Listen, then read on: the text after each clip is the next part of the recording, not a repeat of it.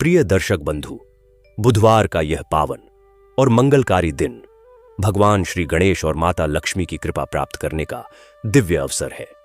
भगवान गणेश, जो विघ्नहर्ता और बुद्धि के दाता हैं, अपने भक्तों के जीवन से सभी बाधाओं को दूर कर सही मार्ग दिखाते हैं।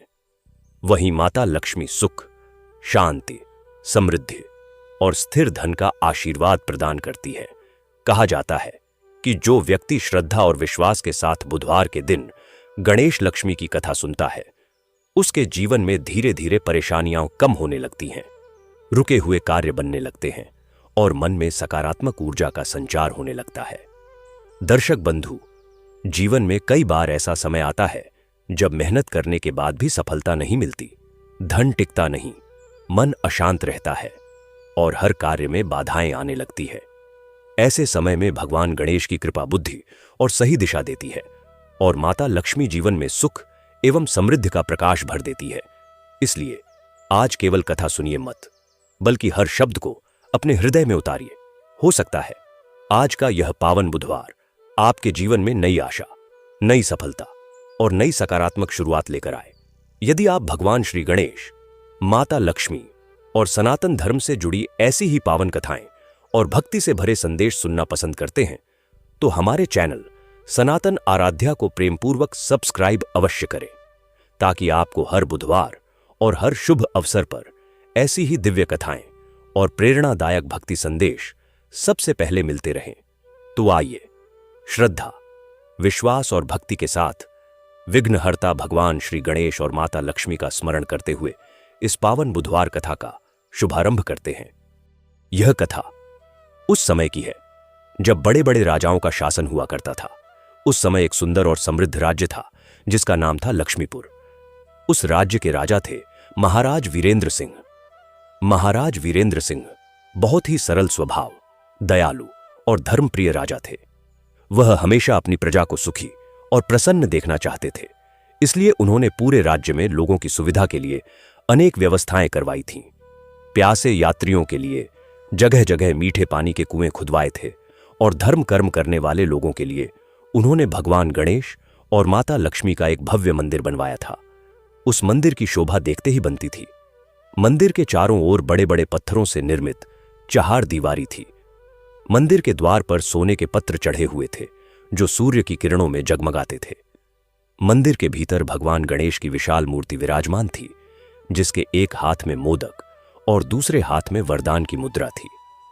उनके बगल में माता लक्ष्मी की मूर्ति स्थापित थी, जो कमल के फूल पर आसीन थीं और उनके हाथों से सुवर्ण की वर्षा होती हुई दिखाई देती थी। मंदिर में प्रतिदिन सुबह और शाम आरती होती थी। दूर दूर से लोग दर्शन के लिए आते थे। महाराज स्वयं प्रत्येक बुधवार को मंदिर में जाकर भगवान गणेश की पूजा अर्चना करते थे और माता लक्ष्मी के चरणों में फूल फल अर्पित करते थे। उनकी भक्ति और श्रद्धा देखकर समूचा राज्य उनका सम्मान करता था। महाराज के अच्छे स्वभाव और न्यायप्रियता के कारण राज्य की प्रजा उनसे बहुत प्रेम करती थी। लोग हमेशा कहते रहते थे कि हमारे महाराज जैसा दयालु राजा पूरे संसार में कोई नहीं है। उसी राज्य में दो निर्धन भाई रहते थे। बड़े भाई का नाम मोहन था और छोटे भाई का नाम गोपाल। दोनों भाइयों के माता पिता बचपन में ही इस संसार को छोड़कर चले गए थे। वह दोनों अपनी बूढ़ी नानी के साथ रहते थे। कुछ महीने पहले उनकी नानी का भी देहांत हो गया था। बड़ा भाई मोहन जन्म से ही नेत्रहीन था। वह अपनी आंखों से कुछ भी नहीं देख सकता था। छोटा भाई गोपाल दिन रात मेहनत करता, मजदूरी करके पैसे कमाता और अपने बड़े भाई की सेवा करता था। वह अपने भाई को समय पर भोजन कराता और उसकी हर छोटी बड़ी जरूरत का ध्यान रखता था। गोपाल अपने भाई की हालत देखकर हमेशा दुखी रहता था। वह प्रत्येक शुक्रवार भगवान गणेश और माता लक्ष्मी के मंदिर जाया करता था और जुड़े हुए हाथों से प्रार्थना करता था, हे विघ्नहर्ता गणेश जी, हे माता लक्ष्मी, कृपा करके मेरे बड़े भाई की आंखों की रोशनी लौटा दीजिए, चाहे बदले में मेरी आंखें ही क्यों न चली जाएं। मुझे विश्वास है कि आप अपने भक्तों की पुकार अवश्य सुनते हैं। आप देर जरूर करते हैं, लेकिन भक्तों के साथ कभी अन्याय नहीं करते। वह प्रतिदिन भगवान से अपने भाई मोहन के सुख और स्वास्थ्य की कामना करता था। एक दिन जब वह मजदूरी करके घर लौटा, तब उसने देखा कि उसका बड़ा भाई पूरे दिन भूखा बैठा था। घर में कोई न होने के कारण वह अपने लिए भोजन भी नहीं बना पाया था। यह देखकर गोपाल का हृदय दुख से भर गया। उसने गांव के एक बुजुर्ग व्यक्ति को अपनी परेशानी बताई। बुजुर्ग व्यक्ति ने कहा, बेटा, अब तुम्हें विवाह कर लेना चाहिए। तुम्हारी पत्नी घर संभालेगी और तुम्हारे बड़े भाई की सेवा भी करेगी। गोपाल ने उनकी बात मान ली और कुछ समय बाद उसका विवाह एक स्त्री से हुआ जिसका नाम था कमलावती। विवाह के बाद गोपाल ने अपनी पत्नी से कहा, अब मेरे बड़े भाई मोहन की सेवा करना तुम्हारी जिम्मेदारी है। मैं और अधिक मेहनत करूंगा ताकि हम सबका जीवन अच्छे से चल सके। मोहन दिन रात भगवान गणेश और माता लक्ष्मी का नाम जपता रहता था। वह उनकी महिमा गाता और भक्ति में लीन रहता था। लेकिन यही बात कमलावती को बिल्कुल पसंद नहीं थी। उसका मन पूजा पाठ और भक्ति में नहीं लगता था। धीरे धीरे वह मोहन से चिढ़ने लगी। जब गोपाल काम पर चला जाता तब कमलावती मोहन की ठीक से सेवा नहीं करती थी।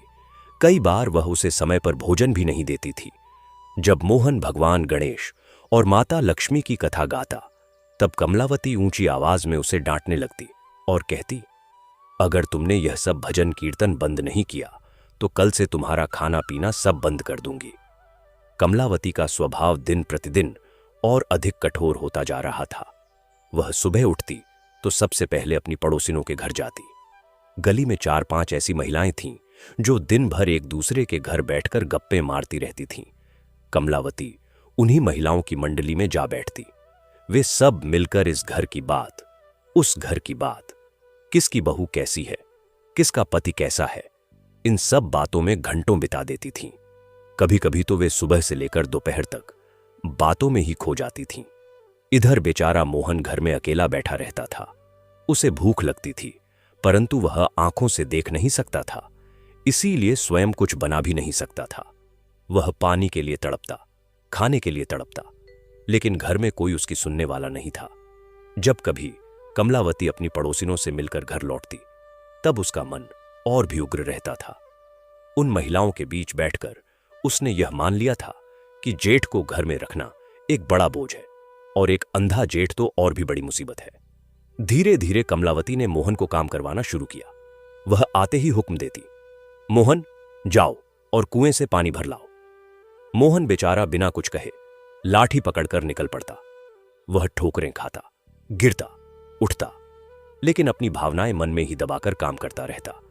कमलावती उसे घर की झाड़ू लगवाती, कमरे साफ करवाती, बर्तन मांजवाती। यह सब काम एक अंधे आदमी के लिए कितना कठिन था, यह कमलावती को बिल्कुल परवाह नहीं थी। धीरे धीरे कमलावती की दुष्टता की चर्चा पूरे मोहल्ले में होने लगी। पड़ोसी ने आपस में कानाफूसी करती कि कमलावती अपने जेठ के साथ बहुत बुरा व्यवहार करती है। लेकिन वे महिलाएं जो कमलावती की मंडली में बैठती थीं, वे उसे और अधिक भड़काती थीं। एक पड़ोसिन कहती, अरे एक अंधे आदमी को खिलाओ पिलाओ और वह ऊपर से भजन गाता रहे, यह कैसे सहन होगा। दूसरी कहती, तुम बड़ी सीधी हो कमलावती, मैं होती तो उसे घर से ही निकाल देती। इन बातों को सुनकर कमलावती का दिल और कठोर होता जाता था। एक दिन कमलावती सुबह उठी और उसने देखा कि पड़ोसिन का आंगन गंदा पड़ा है। उसने मोहन को बुलाकर कहा, जाओ पड़ोसिन के आंगन की सफाई करके आओ। मोहन ने धीरे से कहा, भाभी मेरी आंखें नहीं हैं, मैं कैसे जाऊंगा, कैसे साफ करूंगा। इस पर कमलावती ने कठोर स्वर में कहा, तुम्हें आंखें नहीं हैं यह मैं जानती हूं, लेकिन हाथ तो है ना, जाओ और काम करो। बेचारा मोहन लाठी के सहारे पड़ोसिन के घर पहुंचा। उसने टटोल टटोल कर झाड़ू उठाई और आंगन साफ करने लगा। उसकी लाठी इधर उधर पड़ती, वह ठोकर खाकर गिरता, उठता, फिर काम में लग जाता। यह देखकर कुछ लोगों का दिल पिघल गया, लेकिन कमलावती के डर से कोई आगे नहीं आया। यह तो केवल शुरुआत थी। कमलावती ने धीरे धीरे पूरे गांव का काम मोहन से करवाना शुरू कर दिया। वह हर पड़ोसिन से दोस्ती करती और उनका काम मोहन से करवाती। किसी के घर में गेहूं पीसना हो तो मोहन को भेजती, किसी के घर में पानी भरना हो तो मोहन को भेजती, किसी के घर का कूड़ा फेंकना हो तो भी मोहन को ही जाना पड़ता। गांव के कुएं से सुबह सुबह 5-6 घर का पानी मोहन भरकर लाता। उसके कंधे छाले पड़ जाते, हाथों में घाव हो जाते, पांवों में ठोकरों से निशान पड़ जाते, लेकिन कमलावती का दिल नहीं पसीजता था। कई बार ऐसा होता कि मोहन थककर चूर हो जाता और किसी के दरवाजे पर बैठ जाता। तब कमलावती उसे ढूंढते ढूंढते वहां पहुंचती और सबके सामने उसे डांटती। बैठे क्या हो, अभी आधा काम बाकी है, चलो। मोहन बिना कुछ कहे उठ खड़ा होता। उसके होंठ हिलते लेकिन आवाज नहीं निकलती। वह मन ही मन भगवान गणेश का नाम जपता और आगे चल देता। कमलावती की दुष्टता इतने पर ही नहीं रुकी। एक दिन सुबह जब मोहन ने भगवान गणेश के नाम का भजन गाना शुरू किया, तब कमलावती वहां आई और उसने मोहन के हाथ पर ऐसी चोट मारी कि वह तड़प उठा। उसने कहा, यह भजन कीर्तन घर में बंद करो, मेरे सिर में दर्द होता है। मोहन की आंखें, जो वैसे ही कभी कुछ नहीं देख सकती थीं, उस दिन दर्द की वजह से और भी धुंधला सा महसूस होने लगी। वह चुप हो गया, लेकिन उसके मन में भगवान के प्रति श्रद्धा और भक्ति का भाव जरा भी कम नहीं हुआ।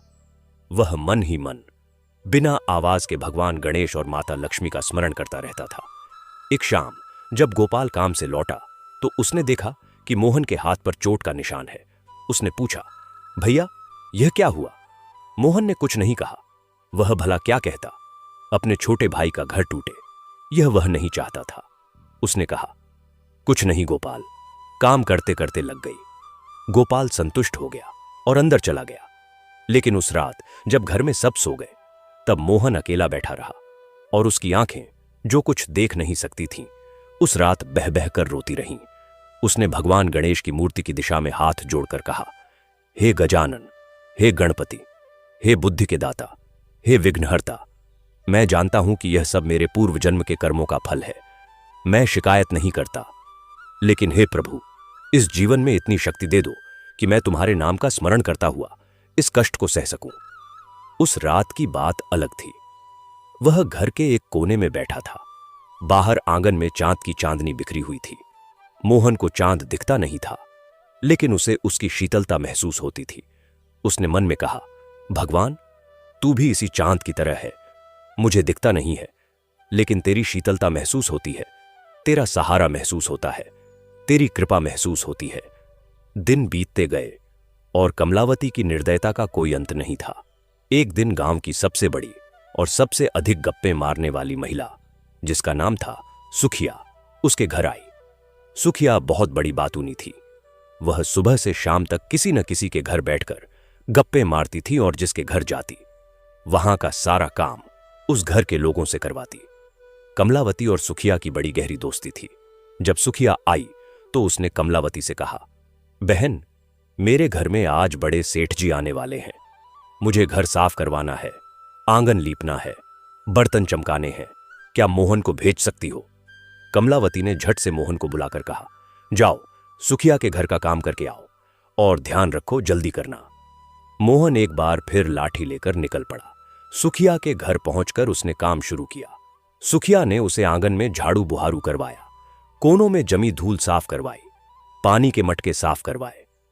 मोहन की उंगलियां कांप रही थीं, क्योंकि उसने सुबह से कुछ नहीं खाया था। उसका शरीर थका हुआ था, लेकिन वह रुका नहीं। जब उसने झाड़ू लगाते लगाते एक पत्थर से ठोकर खाई और गिर पड़ा, तो सुखिया ने उस पर चिल्लाकर कहा, अरे देखकर नहीं चलते, मेरा घर तोड़ दोगे क्या? मोहन ने मन ही मन कहा, मैं देखकर चलूंगा, मेरे लिए यह असंभव है मां। लेकिन वह बोला कुछ नहीं, बस उठा और फिर काम में लग गया। उस दिन शाम को जब मोहन घर लौटा तो उसके पांव लहूलुहान थे, ठोकरों से उसके घुटने भी छिल गए थे। उसने धीरे से घर में प्रवेश किया। कमलावती उसके लिए खाना रखना भी भूल गई थी। वह पड़ोसिन के घर में बैठकर गप्पे मार रही थी। मोहन ने टटोलते टटोलते रसोई में जाकर देखा, कुछ नहीं मिला।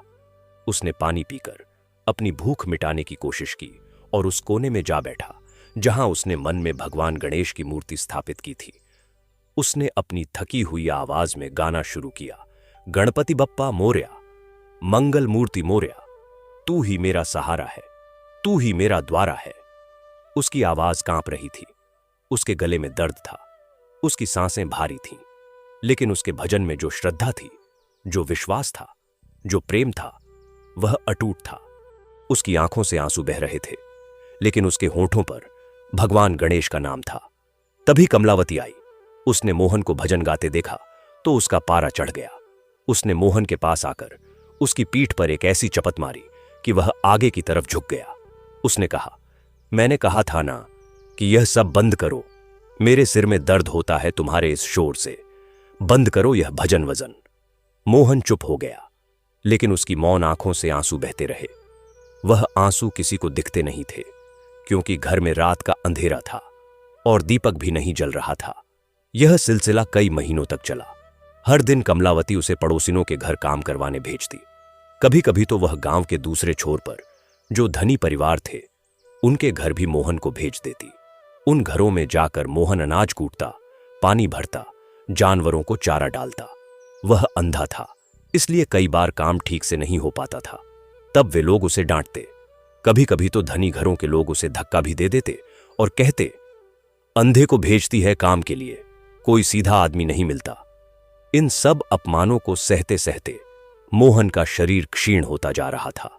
उसका चेहरा पीला पड़ गया था, उसकी हड्डियां निकल आई थीं। उसके शरीर में अब वह शक्ति भी नहीं रही थी जो पहले थी। फिर भी वह काम करता रहा, क्योंकि उसे पता था कि अगर उसने काम नहीं किया तो कमलावती उसे खाना नहीं देगी। एक दिन ऐसा भी आया जब कमलावती ने सुबह सुबह मोहन को बुलाकर कहा, आज गांव के दक्षिण छोर पर जो पुराना तालाब है, वहां जाकर मेरे कपड़े धोकर लाओ। मोहन ने डरते डरते पूछा, भाभी, वह तालाब तो बहुत दूर है और रास्ते में कई मोड़ हैं, मैं अकेला कैसे जाऊंगा? कमलावती ने झिड़क कर कहा, अरे रोज बाहर जाते हो ना, वहां भी चले जाओगे, जल्दी निकलो। मोहन ने कपड़ों का गट्ठर उठाया और लाठी लेकर निकल पड़ा। रास्ते में वह कई बार भटक गया।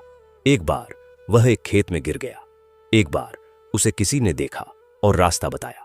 घंटों बाद वह तालाब पहुंचा। वहां पहुंचकर उसने पानी में हाथ डाला।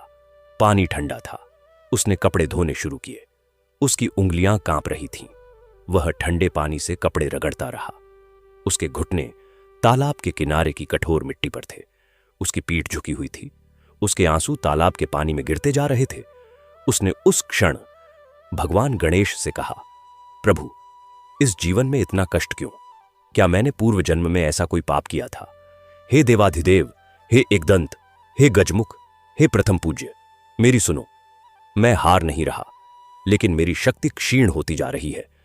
तुम्हारा नाम लेते लेते ही जीना चाहता हूं, बस इतना साथ दे दो।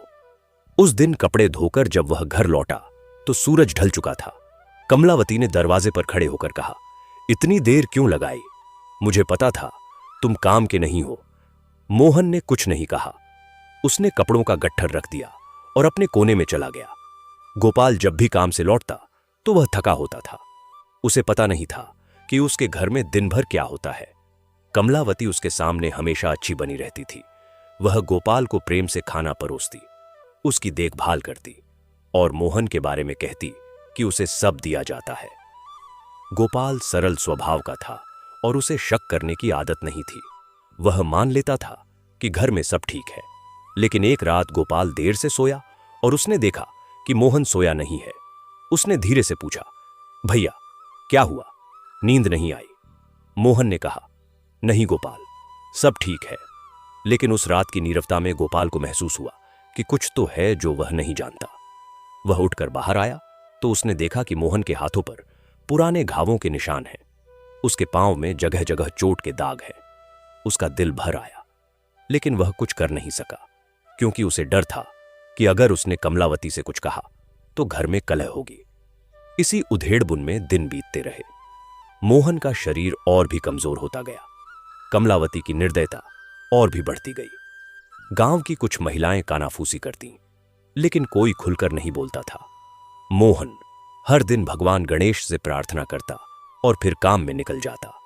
एक बुधवार की सुबह, और यह वही पवित्र बुधवार था जिस दिन भगवान गणेश की पूजा का विशेष महत्व होता है। मोहन सुबह बहुत जल्दी उठा। उसने अपने कोने में बैठकर हाथ जोड़े और धीरे धीरे भगवान गणेश की स्तुति करने लगा।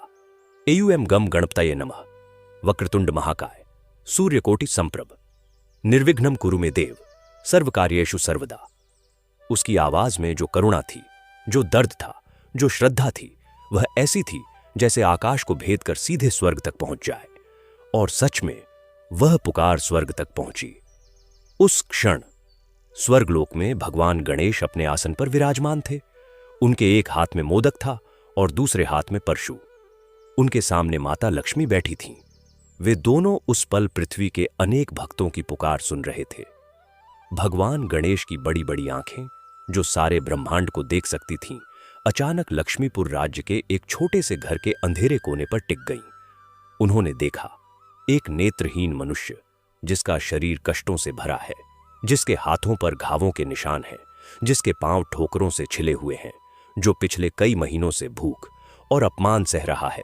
वह अपने टूटे हुए स्वर में, अपनी कांपती आवाज में उनका नाम ले रहा है, और उसकी भक्ति में एक रत्ती भी कमी नहीं आई है। भगवान गणेश की आंखें भर आईं। वह भगवान जो स्वयं करुणा के सागर हैं, जिनके हृदय में अपने भक्तों के प्रति असीम प्रेम है। उस क्षण उनका मन व्यथित हो उठा। उन्होंने माता लक्ष्मी की ओर देखा। माता लक्ष्मी ने पूछा, देव, आपका मुखमंडल उदास क्यों हो गया? भगवान गणेश ने कहा, माता, देखो उस दिशा में। लक्ष्मीपुर में एक मेरा भक्त है, मोहन नाम का। वह जन्म से नेत्रहीन है। उसके जीवन में दुखों का पहाड़ टूटा पड़ा है। वह प्रतिदिन कष्ट भोगता है। उसे पेट भर खाना नहीं मिलता। उससे बलात् काम करवाया जाता है। उसे मारा पीटा जाता है। लेकिन माता, उसकी भक्ति देखो। उसने एक क्षण के लिए भी मुझे भुलाया नहीं। उसके कष्टों में, उसकी भूख में, उसके अपमान में हर पल मेरा नाम उसके होठों पर है। माता लक्ष्मी ने भी उस दिशा में दृष्टि डाली। उन्होंने मोहन को देखा, उसके टूटे हुए शरीर को, उसके दर्द से भीगे हुए चेहरे को, उसकी निश्चल भक्ति को। उनका भी हृदय द्रवित हो गया। उन्होंने कहा, देव, ऐसे भक्त को कष्ट में देखकर मेरे मन में भी पीड़ा हो रही है।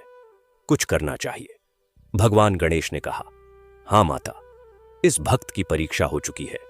इसका धैर्य, इसकी भक्ति, इसका विश्वास सब अटूट है। अब समय आ गया है कि मैं स्वयं पृथ्वी पर जाऊं। मैं एक वृद्ध सन्यासी का रूप धारण करूंगा और इस भक्त के पास जाऊंगा।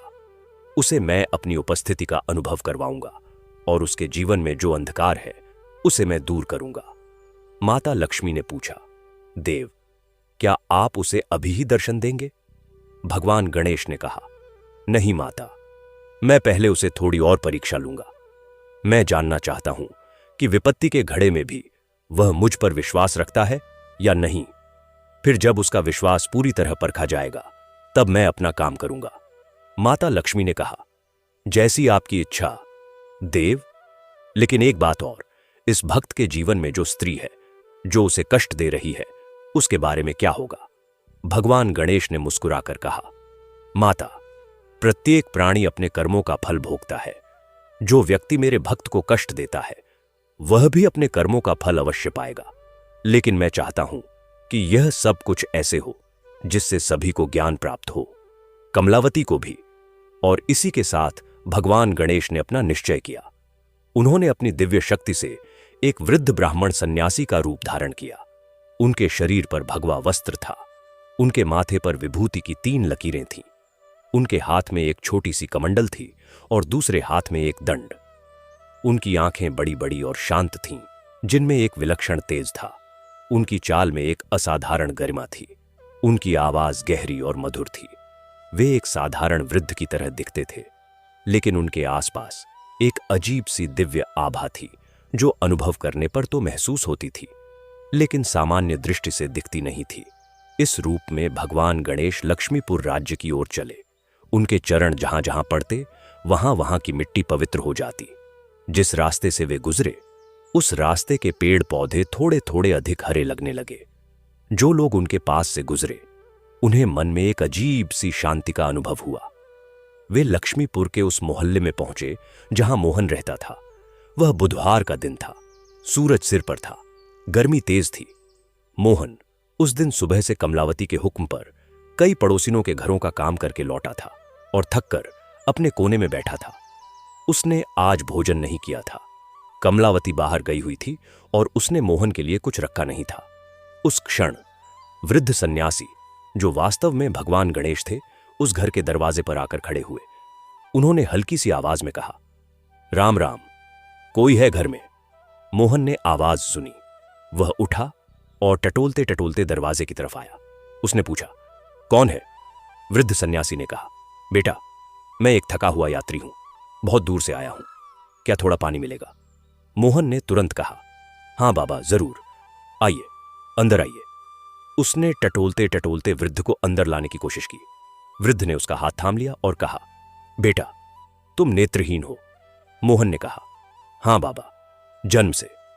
वृद्ध ने कहा, कोई बात नहीं, ईश्वर की कृपा सबसे बड़ी आंख है।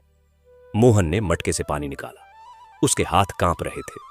उसने पानी भरा और वृद्ध की तरफ बढ़ाया। वृद्ध ने पानी लिया और पिया। फिर उन्होंने कहा, बेटा क्या तुम मुझे थोड़ा भोजन भी दे सकते हो? मैंने आज कुछ नहीं खाया। यह सुनकर मोहन का मन भारी हो गया। उसने कहा, बाबा घर में आज कुछ नहीं है। मेरी भाभी बाहर गई हैं और रसोई में कुछ नहीं रखा। मैंने भी आज कुछ नहीं खाया। और यह कहते कहते उसकी आवाज भर आई। वृद्ध सन्यासी ने कहा, बेटा घबराओ मत, रसोई में जाओ और देखो। मोहन ने कहा, बाबा मैं देख नहीं सकता। वृद्ध ने कहा, जाओ बेटा, ईश्वर पर भरोसा रखो, जाओ और अपने हाथ बढ़ाओ। मोहन ने ऐसा ही किया। वह टटोलते टटोलते रसोई में गया और उसने हाथ बढ़ाया और उसे आश्चर्य हुआ। रसोई में एक कोने में जो खाली मटका पड़ा था उसमें कुछ आटा था। एक थाली में कुछ सब्जी थी। उसे समझ नहीं आया कि यह कहां से आया, लेकिन उसने भगवान का नाम लिया और रोटी बनाने में जुट गया। मोहन ने आग जलाई। वह बहुत अभ्यस्त था इस काम में। उसने आटा गूंधा और रोटियां सेंकी। उसने सब्जी गर्म की और जो कुछ था वह सब वृद्ध के सामने रख दिया। उसने कहा, बाबा यह सब आपके लिए है। वृद्ध ने कहा, और तुम? मोहन ने कहा, बाबा मुझे भूख नहीं है। वृद्ध ने कहा, नहीं बेटा, पहले तुम खाओ, फिर मैं खाऊंगा। घर आए अतिथि को खाना देना धर्म है, लेकिन खुद भूखे रहकर देना धर्म नहीं है। बैठो, साथ में खाओ। मोहन पहले झिझका, लेकिन वृद्ध के स्नेहपूर्ण आग्रह पर बैठ गया। उस दिन पहली बार कई हफ्तों बाद मोहन ने ढंग का भोजन किया और जो रोटी और सब्जी थी वह दोनों के लिए पर्याप्त निकली, बल्कि कुछ बचा भी रहा। भोजन के बाद वृद्ध ने कहा, बेटा मैं जानता हूं कि तुम पर क्या बीत रही है। मैं जानता हूं कि तुम्हारा जीवन कितना कठिन है, लेकिन मैं तुम्हें एक बात बताना चाहता हूं। मोहन ने कहा, कहिए बाबा। वृद्ध ने कहा, बेटा यह संसार एक परीक्षा की भूमि है।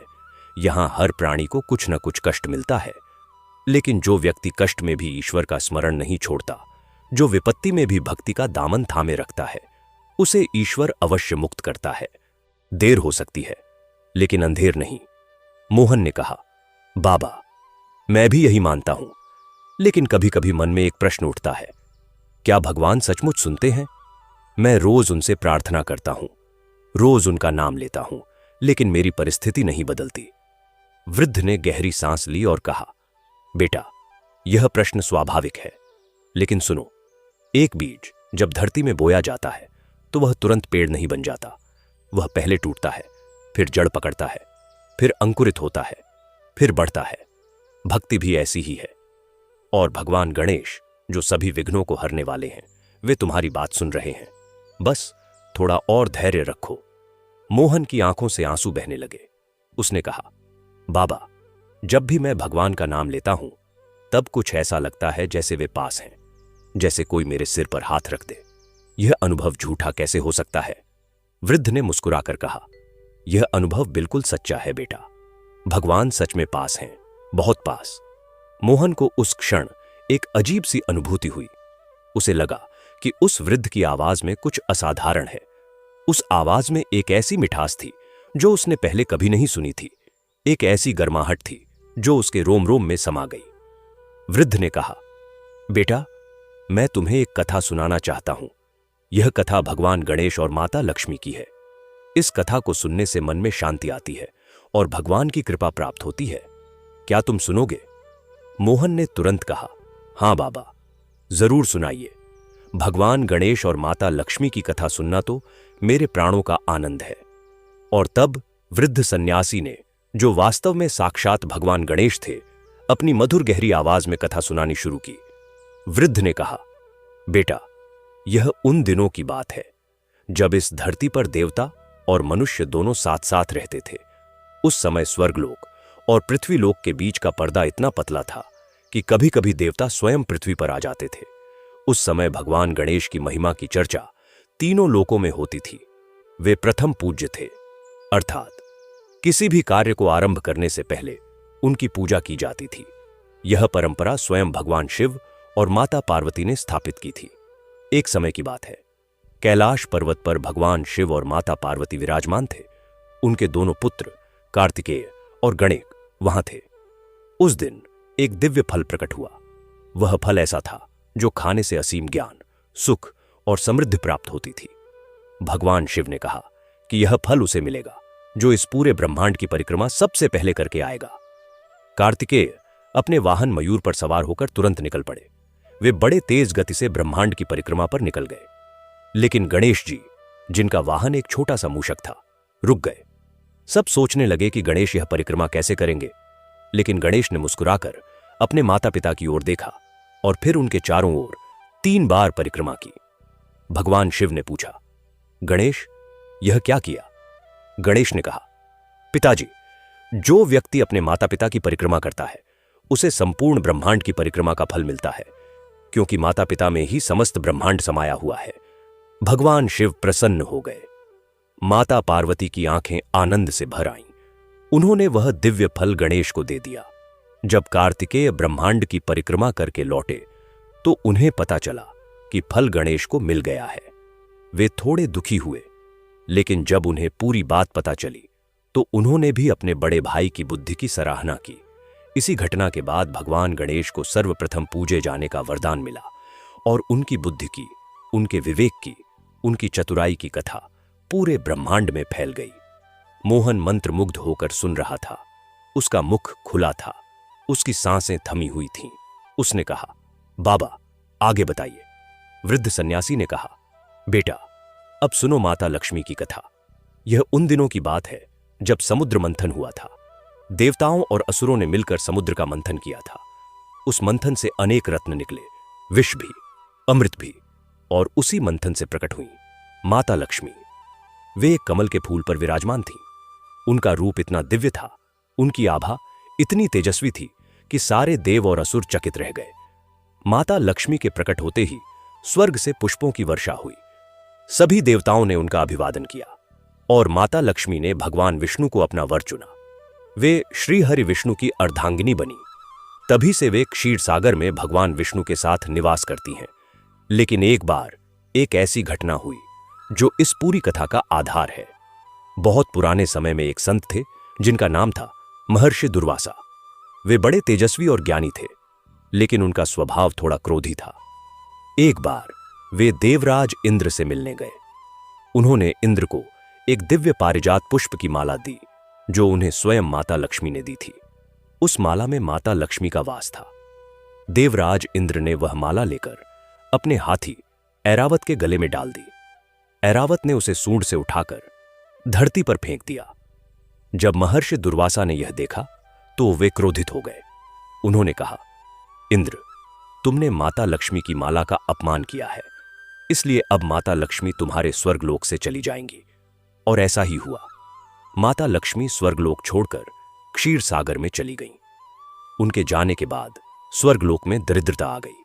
देवता कमजोर पड़ने लगे। असुरों ने फायदा उठाया और स्वर्गलोक पर आक्रमण कर दिया। देवता हार गए। तब सभी देवता भगवान विष्णु के पास गए। भगवान विष्णु ने उन्हें समुद्र मंथन का उपाय बताया। समुद्र मंथन से माता लक्ष्मी पुनः प्रकट हुईं। उन्होंने देवताओं पर पुनः अपनी कृपा बरसाई।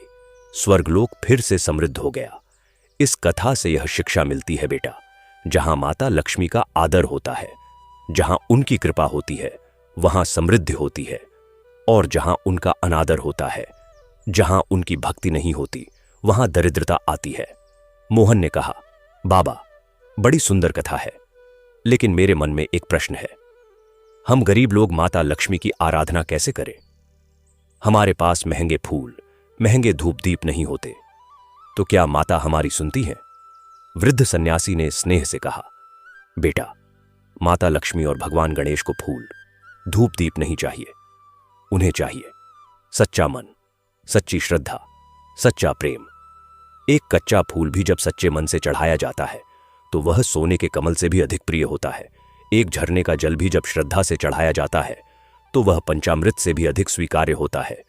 इसलिए धन की चिंता मत करो, मन को शुद्ध रखो, भाव को सच्चा रखो।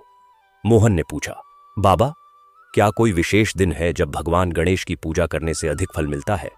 वृद्ध ने कहा, हां बेटा, बुधवार का दिन भगवान गणेश का विशेष दिन है। इस दिन जो भक्त सच्चे मन से उनकी पूजा करता है, व्रत रखता है, उनकी कथा सुनता है और उनका नाम जपता है, उस पर गणपति की विशेष कृपा होती है। बुधवार के व्रत का माहात्म्य अत्यंत पवित्र है। मोहन ने कहा, बाबा, यह व्रत कैसे किया जाता है, मुझे बताइए। वृद्ध सन्यासी ने कहा, बेटा, ध्यान से सुनो। बुधवार के दिन सुबह जल्दी उठो, स्नान करो, स्वच्छ वस्त्र पहनो। अपने घर में जहां भी भगवान गणेश की मूर्ति या चित्र हो या न हो तो मन में उनका स्मरण करो, वहां धूप दीप जलाओ। यदि धूप दीप न हो तो भी कोई बात नहीं, केवल मन की श्रद्धा से काम चलेगा। भगवान गणेश को दूर्वा चढ़ाओ। यह 3 या 5 या 21 पत्ती वाली दूर्वा होनी चाहिए। दूर्वा उन्हें अत्यंत प्रिय है। लाल फूल चढ़ाओ, मोदक चढ़ाओ। यदि मोदक न बना सको तो कोई भी मिठाई या नारियल चढ़ाओ। फिर एयुएम गम गणपतये नमः का जाप करो, कम से कम 1 माला, अर्थात 108 बार। इस मंत्र में बड़ी शक्ति है। फिर उनकी कथा सुनो या पढ़ो। उस दिन एक समय का भोजन करो, नमक न खाओ या बहुत कम खाओ। मन में किसी के प्रति बुरे विचार न लाओ। शाम को पुनः आरती करो। फिर भगवान गणेश का प्रसाद परिवार में और पड़ोसियों में बांटो, और यदि हो सके तो किसी जरूरतमंद को भोजन कराओ। यह व्रत पूरी श्रद्धा से यदि 21 बुधवार तक किया जाए तो भगवान गणेश की अपार कृपा प्राप्त होती है। सभी विघ्न दूर होते हैं, मनोकामनाएं पूर्ण होती हैं। मोहन मंत्रमुग्ध होकर यह सब सुनता रहा। उसने कहा, बाबा, मैं यह व्रत अवश्य करूंगा। वृद्ध ने कहा, और एक बात बेटा, माता लक्ष्मी की पूजा के बारे में भी सुनो। माता लक्ष्मी को कमल के फूल प्रिय हैं, उन्हें लाल रंग प्रिय है। शुक्रवार उनका विशेष दिन है। उस दिन उनकी पूजा करो, उनकी कथा सुनो। घर में साफ सफाई रखो, क्योंकि माता लक्ष्मी जहां स्वच्छता होती है वहां वास करती है। घर में मन की स्वच्छता भी रखो। ईर्ष्या, द्वेष, क्रोध, अहंकार, यह सब माता लक्ष्मी को दूर कर देते हैं। और एक सबसे जरूरी बात, जो व्यक्ति किसी दूसरे का शोषण करता है, किसी को कष्ट देता है, किसी की रोटी छीनता है, उसके घर में माता लक्ष्मी कभी स्थायी नहीं रहती। हो सकता है कि थोड़े समय के लिए धन आए, लेकिन वह टिकता नहीं। और जो व्यक्ति दूसरों का भला करता है, जो निस्वार्थ मन से भगवान की भक्ति करता है, उसके घर में माता लक्ष्मी सदा निवास करती है। यह सुनकर मोहन की आंखें भर आईं। उसने कहा, बाबा, मेरे घर में तो बहुत कष्ट है, क्या माता लक्ष्मी कभी यहां आएंगी? वृद्ध ने बड़े प्रेम से कहा, बेटा, माता लक्ष्मी तो पहले से यहां है, तुम्हारे रूप में, तुम्हारी भक्ति में, तुम्हारे धैर्य में। जो व्यक्ति इतने कष्ट सहकर भी भगवान का नाम नहीं भूलता, उसमें स्वयं लक्ष्मी का वास होता है। क्योंकि माता लक्ष्मी केवल धन की देवी नहीं है, वे सद्गुणों की, सत्य की, धैर्य की, भक्ति की भी देवी हैं। मोहन का हृदय इन शब्दों से भर गया। उसे लगा जैसे किसी ने उसके सीने पर रखे भारी पत्थर को हटा दिया हो। वृद्ध ने कहा, बेटा, एक और कथा सुनो। यह कथा बुधवार के व्रत की कथा है, इसे ध्यान से सुनो। बहुत समय पहले एक नगर में एक साहूकार रहता था। उसका नाम था श्रीधर। वह बड़ा धनी था। उसके पास धन की कोई कमी नहीं थी, लेकिन वह किसी को दान नहीं देता था, न भगवान की पूजा करता था, न किसी की मदद करता था। वह हमेशा अपने धन को बढ़ाने में लगा रहता था। उसकी पत्नी का नाम था सरस्वती। वह बड़ी धर्मपरायण थी। वह हर बुधवार भगवान गणेश का व्रत रखती थी। वह भगवान गणेश की पूजा करती, दूर्वा चढ़ाती, मोदक का भोग लगाती और कथा सुनती। लेकिन उसका पति श्रीधर इस सब का मजाक उड़ाता था। वह कहता था, यह सब ढकोसला है, भगवान को पूजने से कुछ नहीं होता, केवल मेहनत और व्यापार से धन आता है। एक बार एक ऐसा बुधवार आया जब सरस्वती के घर में मोदक बनाने के लिए न तो चावल था न गुड़। घर में बिल्कुल सामग्री नहीं थी। उसने अपने पति से कहा, स्वामी, आज बुधवार है, मुझे गणपति जी के लिए मोदक बनाने हैं, थोड़ा चावल और गुड़ दे दो।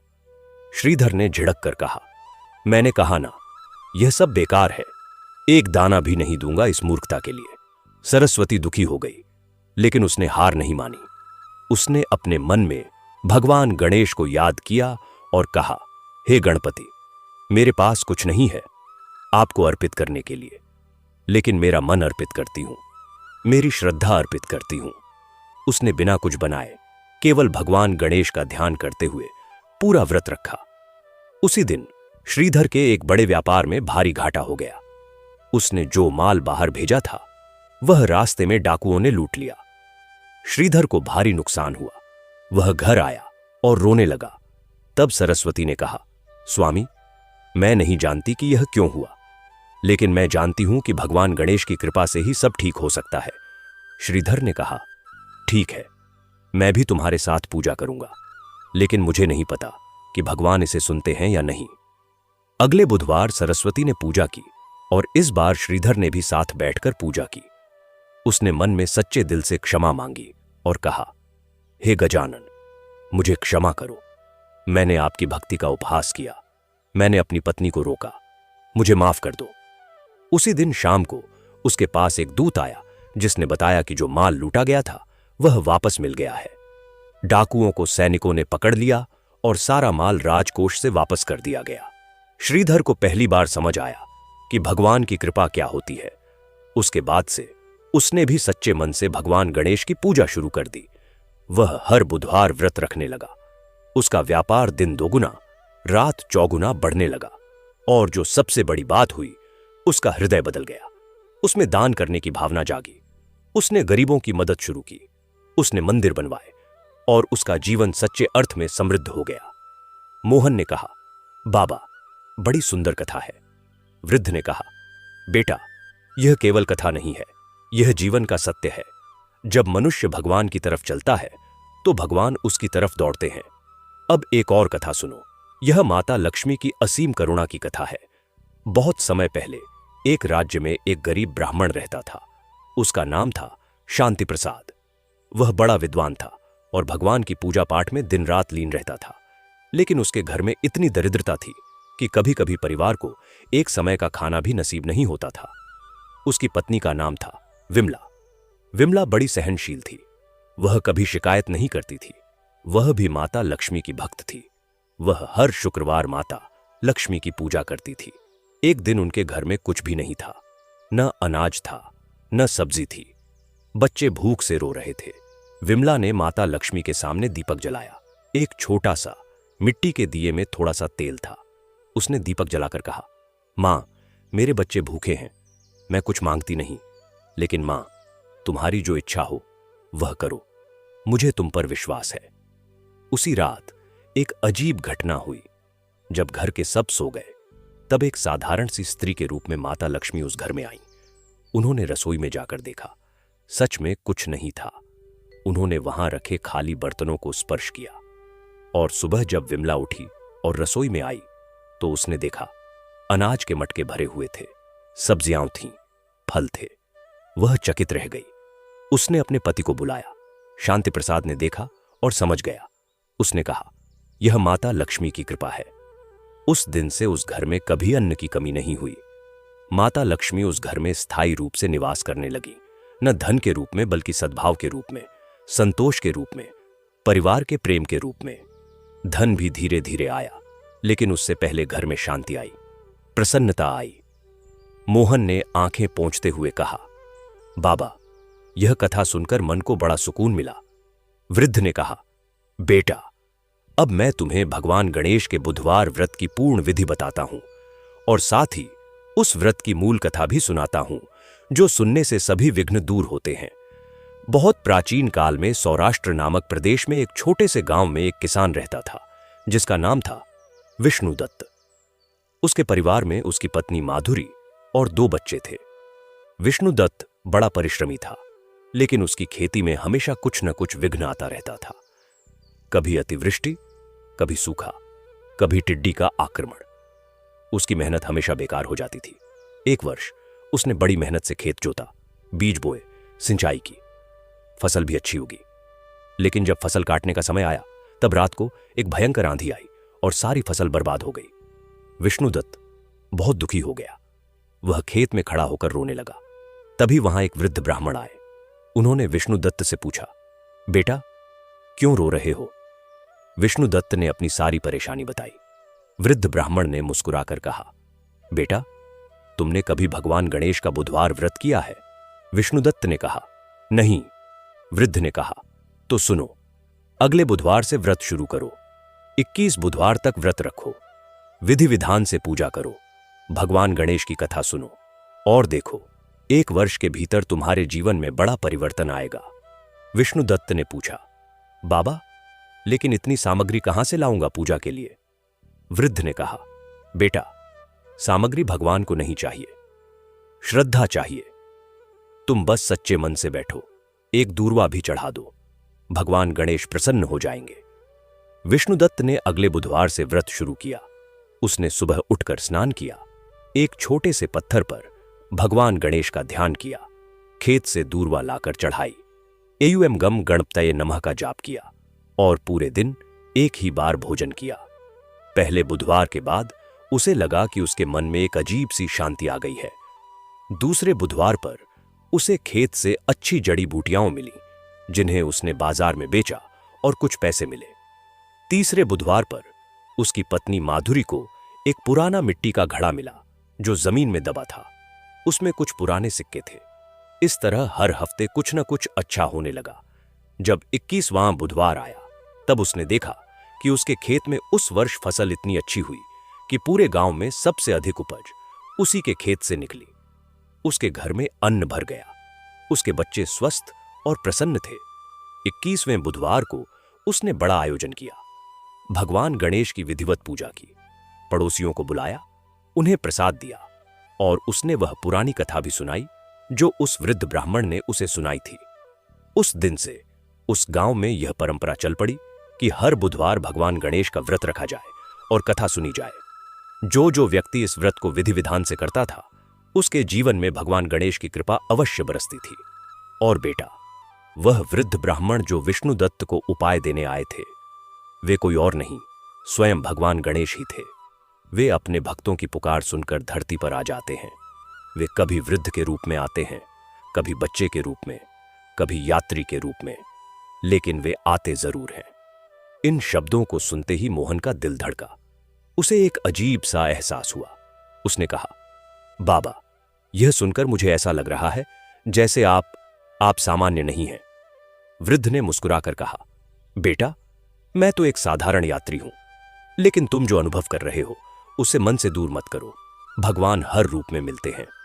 मोहन ने भावुक होकर कहा, बाबा, मैं आज से बुधवार का व्रत रखूंगा, भगवान गणेश की पूजा करूंगा और माता लक्ष्मी का भी स्मरण करूंगा। लेकिन बाबा, एक बात बताइए, मेरी जो परिस्थिति है, क्या वह कभी बदलेगी? वृद्ध ने कहा, बेटा, ईश्वर का नियम है कि जो आत्मा सच्ची भक्ति करती है, उसे कष्ट देने वाली परिस्थितियां अपने आप बदल जाती हैं। तुम्हारे जीवन में भी यही होगा। लेकिन बेटा, एक बात याद रखो, जो व्यक्ति तुम्हें कष्ट दे रहा है, उसके प्रति मन में क्रोध या बदले की भावना मत रखो, क्योंकि क्रोध और द्वेष भक्ति के सबसे बड़े शत्रु हैं। तुम्हारा काम है भगवान पर विश्वास रखना और अपनी भक्ति जारी रखना। बाकी सब भगवान पर छोड़ दो। मोहन ने गहरी सांस ली और कहा, बाबा, आपने जो कहा वह मेरे मन में उतर गया है, मैं यही करूंगा। वृद्ध ने कहा, शाबाश बेटा। अब वृद्ध उठने लगे। मोहन ने उनका हाथ थाम लिया और कहा, बाबा, रुकिए, आज रात यहीं ठहरिए। वृद्ध ने कहा, नहीं बेटा, मुझे आगे जाना है, लेकिन जाते जाते तुम्हें एक अंतिम उपाय बताता हूं। इस राज्य में एक प्राचीन मंदिर है। उसी मंदिर में जो महाराज वीरेंद्र सिंह ने बनवाया है, उस मंदिर में भगवान गणेश और माता लक्ष्मी की विशेष शक्ति विराजमान है। वहां अगले बुधवार को तुम जाओ। वहां भगवान गणेश के सामने बैठो, जो मन में आए वह कहो। कोई विशेष मंत्र नहीं, कोई विशेष विधि नहीं, बस सच्चे दिल से बात करो। भगवान गणेश अपने भक्तों की बात समझते हैं। मोहन ने कहा, बाबा, लेकिन मैं अंधा हूं, मंदिर तक अकेले कैसे जाऊंगा? वृद्ध ने कहा, बेटा, जब मन में भगवान होते हैं तो रास्ता खुद मिल जाता है, तुम बस निकल जाओ। और इसके बाद वह वृद्ध सन्यासी, जो साक्षात भगवान गणेश थे, उठे और चलने लगे। मोहन ने उनके पांव छुए। वृद्ध ने उसके सिर पर हाथ रखा। उस क्षण मोहन को एक अद्भुत अनुभव हुआ। उस हाथ में जो स्पर्श था वह किसी सामान्य मनुष्य का स्पर्श नहीं था। उसमें एक दिव्य ऊर्जा थी, एक पवित्र ऊष्मा थी जो उसके पूरे शरीर में फैल गई। वृद्ध ने कहा, एयुम गम गणपतये नमः, जय गणेश जय गणेश जय गणेश देवा। और वे आगे बढ़ गए। मोहन वहां खड़ा रहा। उसे पता नहीं था कि वे कहां गए। जब उसने पूछा, बाबा, तो कोई जवाब नहीं मिला। वह कुछ देर वहीं खड़ा रहा, फिर धीरे धीरे अंदर आ गया। उस रात मोहन बहुत देर तक जागता रहा। उसके मन में उस वृद्ध की बातें गूंजती रहीं। उसे लगा कि आज कुछ असाधारण हुआ है। वह वृद्ध कोई साधारण व्यक्ति नहीं था। जब रात को कमलावती आई तो उसने देखा कि घर में थोड़ी सफाई है और मोहन के चेहरे पर एक अजीब सी शांति है। उसने कहा, क्या हुआ, घर में कोई आया था? मोहन ने कहा, हां भाभी, एक साधु बाबा आए थे। उन्होंने पानी पिया और चले गए। कमलावती ने कुछ नहीं कहा और अपने काम में लग गई। अगले बुधवार की सुबह मोहन बहुत जल्दी उठा। उसने स्नान किया। उसने हाथ जोड़कर भगवान गणेश का ध्यान किया। उसने घर के पास की घास में से दूर्वा खोजी। टटोल टटोल कर उसने 3 पत्ती वाली दूर्वा निकाली। उसे अपनी छाती से लगाया और भगवान गणेश को मन में अर्पित किया। फिर वह उठा और मंदिर की दिशा में चलने लगा। उसे मंदिर का रास्ता नहीं पता था। उसने बस एक दिशा में कदम बढ़ाए। रास्ते में एक बच्चा था जो खेल रहा था। उसने उस बच्चे से पूछा, बेटा, भगवान गणेश और माता लक्ष्मी का मंदिर कहां है? बच्चे ने कहा, बाबा, सीधे जाओ, फिर बाईं ओर मुड़ो और फिर एक बड़ी गली आएगी, उसके अंत में मंदिर है। मोहन चलता रहा। रास्ते में कई बार ठोकर लगी। एक बार एक गड्ढे में पांव पड़ा और वह लड़खड़ाया, लेकिन हर बार उठा और आगे चला। उसके होठों पर एक ही नाम था, गणपति बप्पा मोरया। और आखिरकार वह मंदिर के सामने आ गया। उसे घंटों की आवाज सुनाई दी। धूप की खुशबू आई। उसने पहचाना, यही मंदिर है। वह धीरे धीरे सीढ़ियां चढ़ा। मंदिर के दरवाजे पर पहुंचकर उसने अपने पांव की जूती उतारी। मंदिर के पुजारी ने उसे देखा। एक अंधा व्यक्ति, थका हुआ, साधारण कपड़े पहने, लेकिन उसके चेहरे पर एक असाधारण शांति थी। पुजारी ने आगे आकर उसका हाथ थाम लिया और कहा, आइए, मैं आपको अंदर ले चलता हूं। मोहन ने पुजारी का हाथ पकड़कर मंदिर में प्रवेश किया। जब वह भगवान गणेश की मूर्ति के सामने पहुंचा तो उसने ऐसा महसूस किया जैसे एक दिव्य ऊर्जा का वलय उसके चारों तरफ बन गया। उसके रोम खड़े हो गए। उसकी सांसें भारी हो गईं। उसके होंठ कांपने लगे। वह घुटनों के बल बैठ गया। उसने दोनों हाथ जोड़े और उसने मन की गहराई से कहा, हे गणपति, हे विघ्नहर्ता, हे प्रथम पूज्य, हे एकदंत, हे लंबोदर, हे गजानन, हे मोदक प्रिय, हे दूर्वा प्रिय, मैं आपका दास हूं। मैंने आज पहली बार आपके मंदिर में कदम रखा है। मैं जानता हूं कि आपने ही उन साधु बाबा को भेजा था। आपने ही मेरे घर में खाने का इंतजाम किया था। आपने ही मुझे यहां तक का रास्ता दिखाया। मैं कृतज्ञ हूं। हे प्रभु, मैं आपसे कुछ मांगने नहीं आया। मैं केवल आपके पास आया हूं। जैसे एक बच्चा रोते हुए मां के पास दौड़ता है, ऐसे ही मैं आपके पास आया हूं। आप जो चाहें करें, लेकिन हे प्रभु, मेरी भक्ति मत छीनना। मेरे मन में आपके प्रति यह जो प्रेम है, यह मत छीनना। बाकी सब आपके हाथ में है। यह कहते कहते मोहन के आंसू उसके गालों पर बह गए। वे आंसू जिन आंखों से कभी प्रकाश नहीं देखा, उन आंखों से आज आंसू बह रहे थे। लेकिन उन आंसुओं में एक अजीब सी आनंद की अनुभूति थी। उस क्षण मंदिर में एक अजीब सी घटना हुई। भगवान गणेश की मूर्ति पर जो फूल चढ़े थे, उनमें से कुछ फूल हवा के झोंके से मोहन के सिर पर आ गिरे। मंदिर के पुजारी ने यह देखा और वह आश्चर्यचकित रह गया। उसने मन में सोचा, यह कोई साधारण व्यक्ति नहीं है। मोहन वहां बहुत देर तक बैठा रहा। फिर जब वह उठने लगा तो पुजारी ने उसके हाथ में प्रसाद रखा। मोहन ने प्रसाद को माथे से लगाया और मुस्कुरा दिया। जब वह मंदिर से बाहर निकला तो उसे मंदिर के बाहर एक वट वृक्ष की शीतल छाया में बैठने की इच्छा हुई। वह वहां बैठ गया। उसके मन में एक असाधारण शांति थी। तभी उसके बगल में किसी की आवाज आई, बेटा, क्या तुम मोहन हो? मोहन ने चौंक कर कहा, हां। उसने पहचाना। वह आवाज उसी वृद्ध सन्यासी की थी जो कल उसके घर आए थे। उसने कहा, बाबा, आप यहां? वृद्ध ने कहा, हां बेटा, मैं यहां हूं। तुम आए, मुझे प्रसन्नता हुई। मोहन ने कहा, बाबा, आपने कल जो कहा था, आज मंदिर में बैठकर मुझे जो अनुभव हुआ, वह शब्दों में नहीं कह सकता। वृद्ध ने कहा, बेटा, अब मैं तुम्हें एक और कथा सुनाता हूं। यह कथा इस मंदिर से जुड़ी है। इस मंदिर की स्थापना के पीछे एक अद्भुत कहानी है।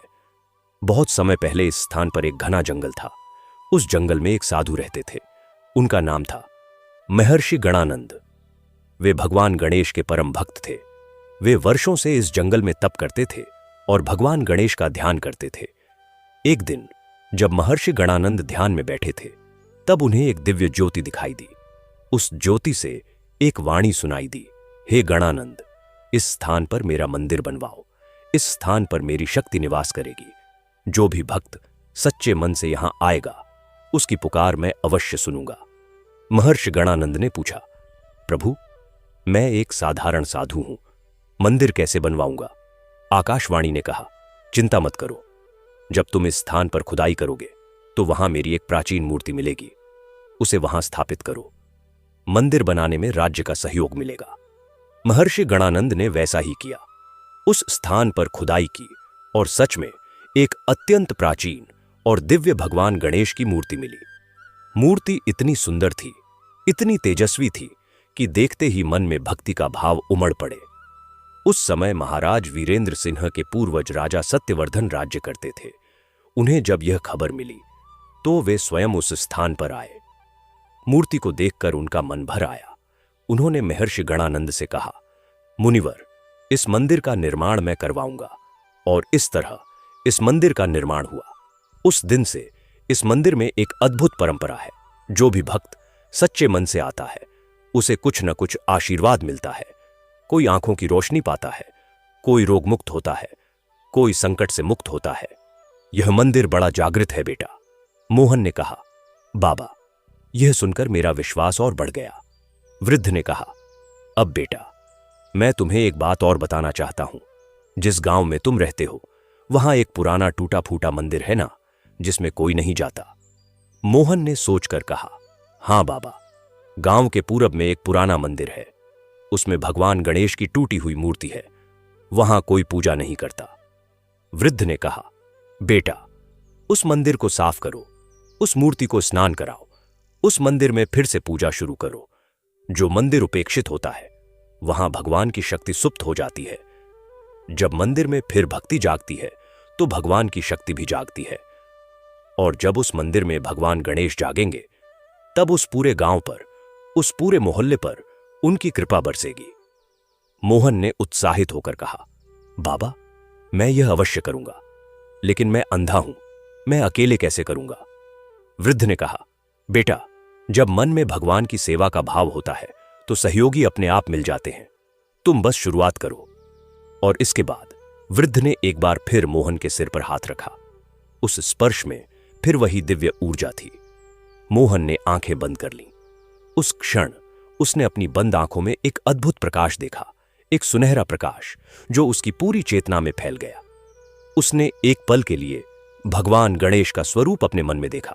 उनका गजमुख, उनकी बड़ी बड़ी आंखें, उनका मोदक, उनकी मुस्कान। जब उसने आंखें खोलीं तो वृद्ध वहां नहीं थे। मोहन बहुत देर तक वहां बैठा रहा। उसके मन में एक अटूट विश्वास था, भगवान गणेश उसकी सुन रहे हैं, वे उसके पास हैं। अगले दिन जब कमलावती उसे पड़ोसिन के घर भेजने लगी, तो मोहन ने बिना कुछ कहे काम किया। लेकिन इस बार उसके मन में एक बदलाव था। पहले वह काम करते करते दुखी होता था, अब वह काम करते करते भगवान गणेश का नाम जपता था।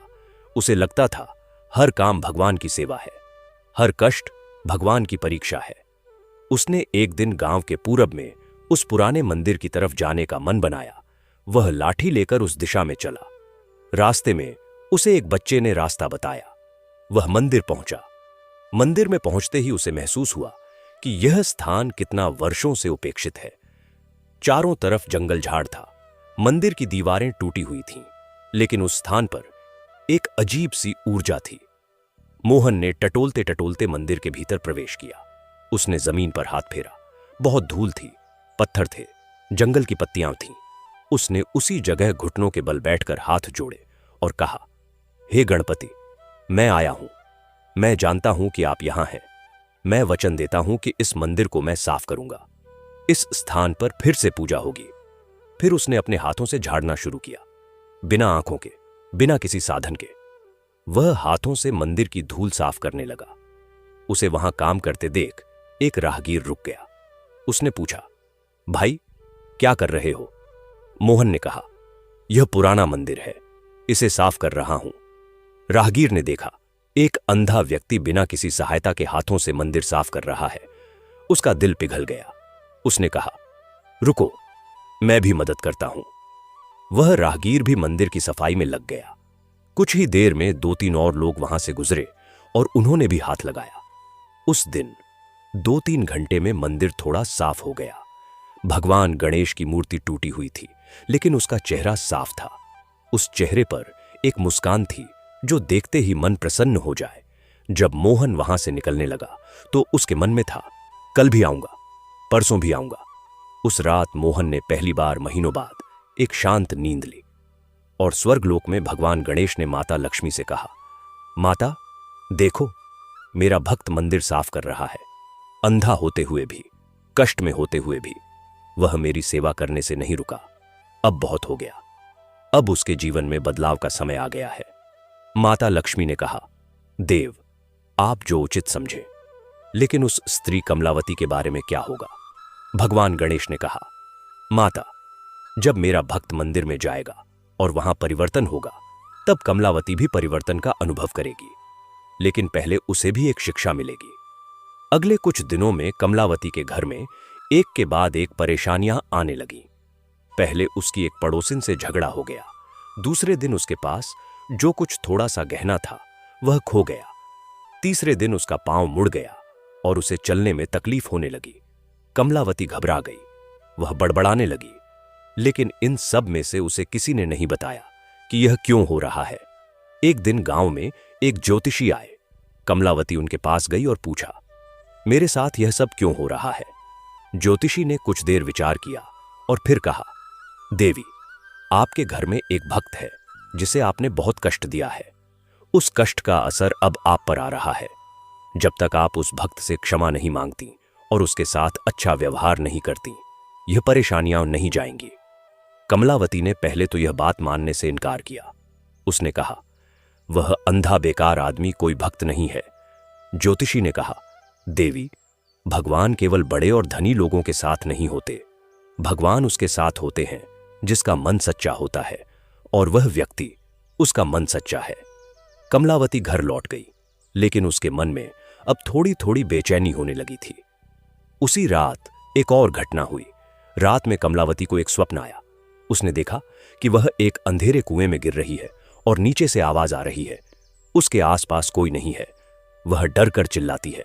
तभी एक हाथ उसकी तरफ आता है और वह हाथ मोहन का है। मोहन उसे ऊपर खींचता है। कुएं से बाहर आते ही वह देखती है कि मोहन के चेहरे पर एक शांत मुस्कान है। उसके पीछे एक सुनहरी रोशनी है। वह डर कर जाग गई। उसका दिल धड़क रहा था। उसके माथे पर पसीना था। वह बहुत देर तक सो नहीं सकी।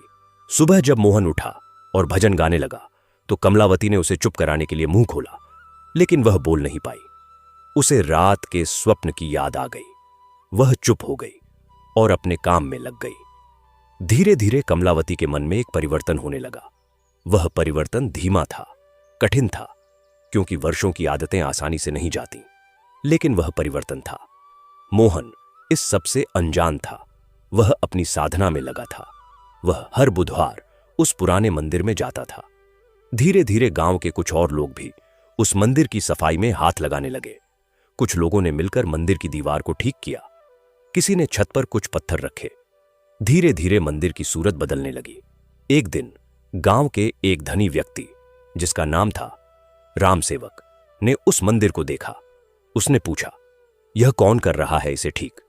किसी ने बताया, वह अंधा मोहन, वही यहां आता है और साफ सफाई करवाता है। राम सेवक ने मोहन के पास जाकर पूछा, भाई, तुम अंधे होते हुए भी यह काम कर रहे हो?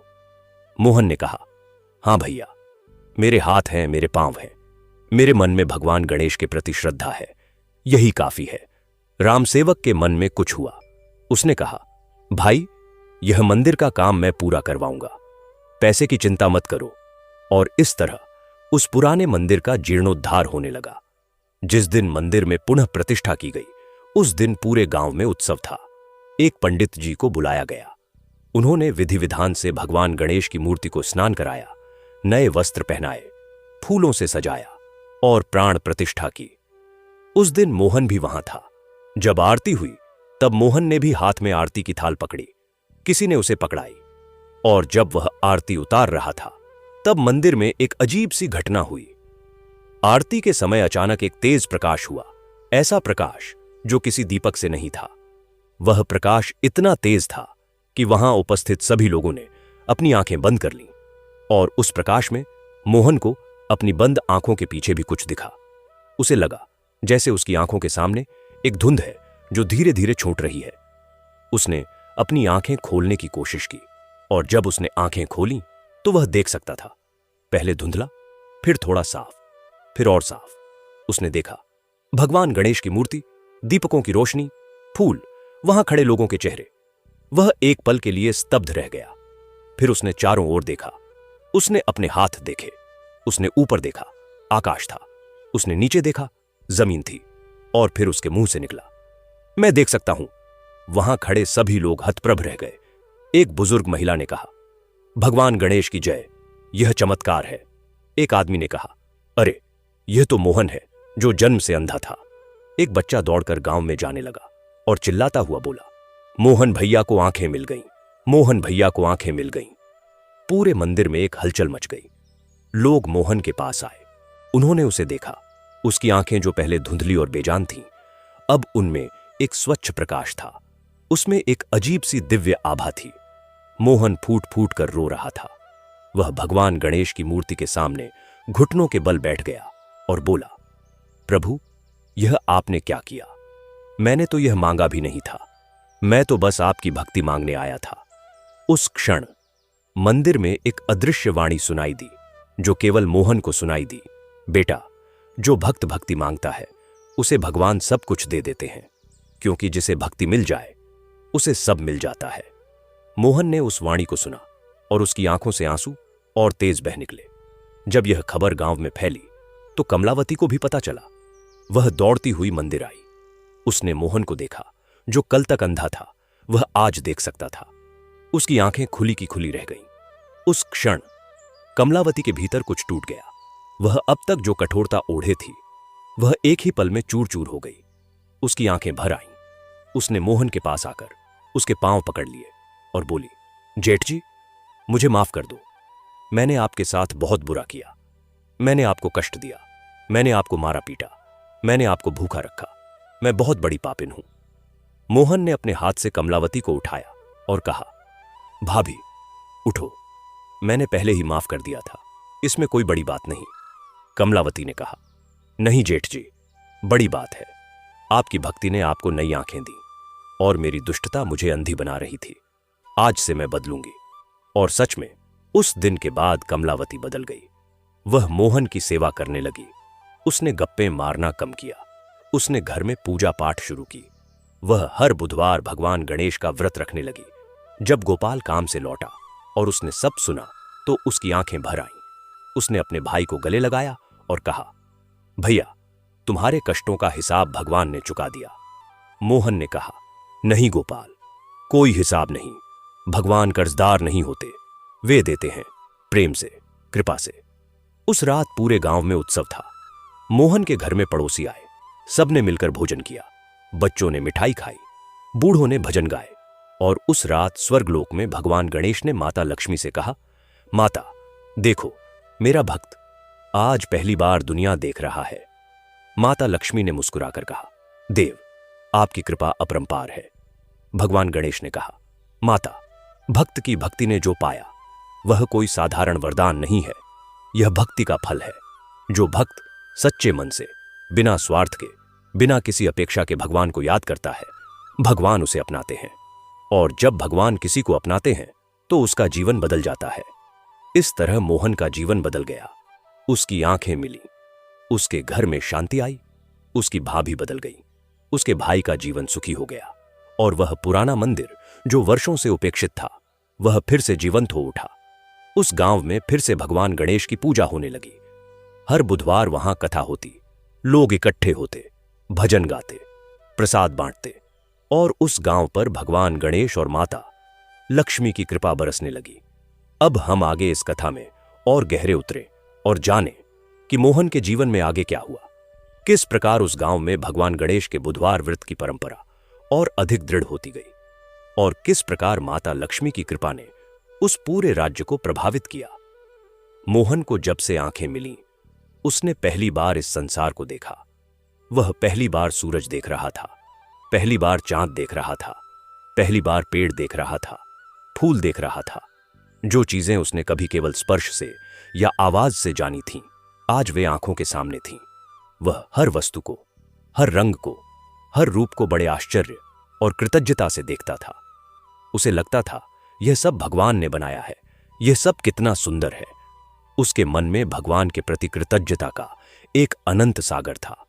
उसने पहली बार अपने भाई गोपाल का चेहरा देखा, उसने पहली बार कमलावती का चेहरा देखा, उसने पहली बार उस बुजुर्ग को देखने की कोशिश की जिसने उसे विवाह की सलाह दी थी, लेकिन वे तो बहुत पहले गांव छोड़ चुके थे। एक सुबह मोहन मंदिर गया। वह पहली बार अपनी आंखों से भगवान गणेश की मूर्ति देख रहा था। जब उसने वह मूर्ति देखी तो वह वहीं बैठ गया और बहुत देर तक देखता रहा। उसकी आंखें भर आईं। उसने कहा, प्रभु, मैं इतने समय से आपका नाम लेता था, आपसे बात करता था, लेकिन आपका रूप कभी नहीं देखा था। आज पहली बार देख रहा हूं, आप कितने सुंदर हैं। पुजारी वहां खड़े थे। उन्होंने यह सुना और उनकी आंखें भर आईं। उन्होंने सोचा, यह व्यक्ति कितना भाग्यशाली है। इसकी भक्ति ने इसे वह दिया जो कोई नहीं दे सकता। उस दिन के बाद से मोहन ने मंदिर में ही सेवा करने का निश्चय किया। वह हर दिन मंदिर आता, साफ सफाई करता, फूल चढ़ाता, भगवान को भोग लगाता। पुजारी ने उसे बहुत कुछ सिखाया, पूजा की विधि, मंत्र, आरती।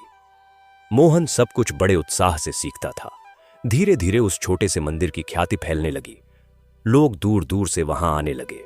जब उन्हें मोहन की कहानी पता चलती कि एक अंधा व्यक्ति जिसने सच्ची भक्ति की और उसे आंखें मिली, तो लोगों का विश्वास और बढ़ जाता। उस मंदिर में आने वाले लोगों में एक व्यक्ति ऐसा था जिसका नाम था धनपत। धनपत बड़ा धनी था, लेकिन उसके घर में संतान नहीं थी। उसने बहुत तीर्थ किए, बहुत पूजाएं की, लेकिन संतान नहीं हुई। वह हताश था। जब उसे मोहन की कहानी पता चली तो वह उस मंदिर में आया। मोहन उस समय मंदिर में भगवान गणेश की पूजा कर रहा था। धनपत ने मोहन के पास जाकर अपनी व्यथा बताई। मोहन ने ध्यान से सुना और फिर कहा, भाई, मैं कोई महात्मा नहीं हूं, कोई सिद्ध पुरुष नहीं हूं, लेकिन मैं इतना जरूर जानता हूं कि भगवान गणेश की सच्ची भक्ति से कुछ भी असंभव नहीं है। तुम बुधवार का व्रत शुरू करो, सच्चे मन से करो और माता लक्ष्मी का भी स्मरण करो। भगवान की जो इच्छा होगी वह होगा। धनपत ने ऐसा ही किया। उसने बुधवार का व्रत शुरू किया, 21 बुधवार पूरे किए और 1 वर्ष बाद उसके घर में एक पुत्र का जन्म हुआ। धनपत दौड़ता हुआ उस मंदिर में आया और मोहन को खबर दी। मोहन ने भगवान गणेश के सामने हाथ जोड़कर कहा, प्रभु, आपकी कृपा अपरंपार है। इस तरह उस मंदिर में आने वालों की कहानियां बनने लगी। किसी का रोग दूर हुआ, किसी की परेशानी दूर हुई, किसी के घर में सुख शांति आई। भगवान गणेश के उस मंदिर की ख्याति पूरे राज्य में फैल गई। जब महाराज वीरेंद्र सिंह को यह सब पता चला तो वे भी उस मंदिर में आए। उन्होंने मोहन से भेंट की। मोहन की कहानी सुनकर महाराज की आंखें भर आईं। उन्होंने कहा, मोहन, तुम्हारी भक्ति ने यह सिद्ध किया कि भगवान सच में सुनते हैं। तुम्हारी कहानी इस राज्य में सदा याद की जाएगी।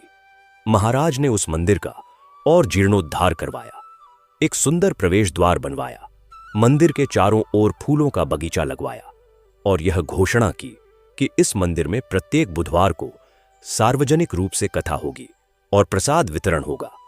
उस दिन से उस मंदिर में हर बुधवार एक बड़ा आयोजन होने लगा। दूर दूर से भक्त आते थे, भजन होते थे, कथा होती थी, प्रसाद बांटा जाता था और मोहन, जो कभी एक कमजोर, अंधा, कष्टों में डूबा हुआ व्यक्ति था, वह अब उस मंदिर का सबसे महत्वपूर्ण सेवक था। उसकी आंखें अब देख सकती थीं, लेकिन उसका मन, जो पहले से देखता था, वह और भी गहरा हो गया था। वह हर आने वाले से कहता था, भाई, भगवान गणेश से कभी निराश मत होना। वे सुनते हैं वे देखते हैं, वे आते हैं, बस एक सच्चा मन चाहिए। और इस तरह लक्ष्मीपुर राज्य में एक नई कहानी लिखी गई, एक ऐसी कहानी जो पीढ़ियों तक याद की जाती रही, एक ऐसी कहानी जो बताती थी भगवान गणेश और माता लक्ष्मी अपने भक्तों को कभी नहीं भूलते। वे देर करते हैं लेकिन अंधेर नहीं करते। और उस कथा को जो भी सुनता था, चाहे वह सुखी हो या दुखी, धनी हो या गरीब, बड़ा हो या छोटा, उसके मन में एक नई आशा जन्म लेती थी, एक नया विश्वास जागता था, और वह विश्वास उसे आगे की राह दिखाता था। भगवान गणेश की जय, माता लक्ष्मी की जय। और अब इस कथा में आगे यह जानना भी आवश्यक है कि गोपाल का जीवन कैसे बदला, किस प्रकार कमलावती की साधना ने उसे एक नया रूप दिया, और किस प्रकार उस छोटे से गांव में भगवान गणेश के व्रत की परंपरा ने एक पूरी पीढ़ी को प्रभावित किया। गोपाल, जो हमेशा अपने भाई के लिए चिंतित रहता था, जिस दिन उसे पता चला कि उसके भाई को आंखें मिल गई हैं, उस दिन वह काम पर नहीं जा सका। वह बस घर में बैठा रहा और रोता रहा। उसके आंसू आनंद के थे, कृतज्ञता के थे। उसने उस दिन संकल्प किया, वह भी भगवान गणेश का बुधवार व्रत रखेगा।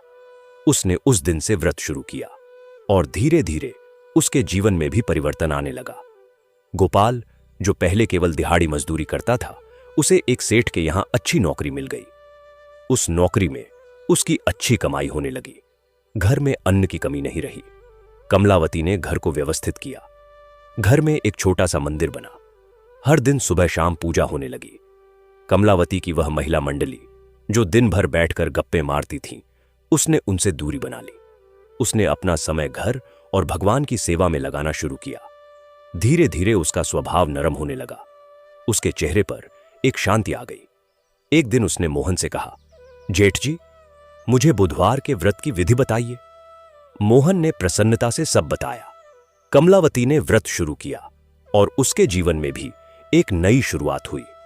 वह गांव की वे महिलाएं जो कभी कमलावती के साथ बैठकर मोहन के बारे में बुरी बातें करती थीं, जब उन्होंने देखा कि मोहन को आंखें मिल गईं, तो वे भी चौंक गईं। उन्होंने महसूस किया कि उन्होंने जो किया था वह गलत था। कुछ ने आकर मोहन से माफी मांगी, कुछ ने उस मंदिर में आना शुरू किया, कुछ ने बुधवार का व्रत रखना शुरू किया। उस गांव में धीरे धीरे एक बदलाव आ रहा था। लोगों में आपसी प्रेम बढ़ रहा था। लोग एक दूसरे की मदद करने लगे। जो पहले दूसरों की बुराई में समय बर्बाद करते थे, वे अब भजन कीर्तन में समय लगाने लगे। यह सब भगवान गणेश और माता लक्ष्मी की कृपा थी, और यह सब उस एक व्यक्ति मोहन की सच्ची भक्ति से शुरू हुआ था। जब यह कथा महाराज वीरेंद्र सिंह तक पूरी तरह पहुंची, तो उन्होंने एक विशेष आदेश जारी किया। उन्होंने कहा कि राज्य के हर गांव में भगवान गणेश का एक मंदिर होना चाहिए। हर बुधवार को वहां कथा होनी चाहिए, और जो भी गरीब जरूरतमंद हो, उसे उस दिन भोजन मिलना चाहिए। इस आदेश से पूरे राज्य में भगवान गणेश की भक्ति का एक नया युग शुरू हुआ, और वह छोटा सा गांव, जहां कभी एक अंधा भक्त अकेले बैठकर भगवान का नाम जपता था, वह अब एक तीर्थ स्थल बन गया। दूर दूर से लोग वहां आते थे, मोहन से मिलते थे, उसकी कहानी सुनते थे और भगवान गणेश की कृपा का अनुभव करते थे। मोहन का नाम अब पूरे राज्य में जाना जाता था, लेकिन वह नाम और प्रसिद्धि उसके मन को नहीं बदल पाई। वह अब भी उतना ही सरल था, उतना ही विनम्र था। वह कहता था, मैं कुछ नहीं हूं, मैं तो बस एक उपकरण हूं। जो कुछ भी है भगवान का है। उसके जीवन में एक और महत्वपूर्ण घटना हुई। एक दिन वह मंदिर में बैठा था, तभी एक स्त्री आई जिसके हाथ में एक बीमार बच्चा था। उसने रोते रोते कहा, मेरा बच्चा बहुत बीमार है। वैद्य कहते हैं कि यह बचेगा नहीं। मुझे पता नहीं क्यों, लेकिन मेरा मन कह रहा था, इस मंदिर में चली जाओ। मोहन ने उस बच्चे को देखा। उसने उस मां से कहा, बहन, यहां बैठो, भगवान गणेश के सामने बैठो और मन से प्रार्थना करो। फिर मोहन ने भी उस बच्चे के लिए भगवान गणेश से प्रार्थना की। उसने कहा, प्रभु, इस मां की पुकार सुनो। उस रात वह मां और बच्चा मंदिर में ही रुके। सुबह जब बच्चे की मां की आंख खुली, तो उसने देखा कि बच्चा उसकी गोद में खेल रहा है। उसका बुखार उतर गया था, उसकी आंखें खुली थीं, वह मुस्कुरा रहा था। मां के आंसू बह गए।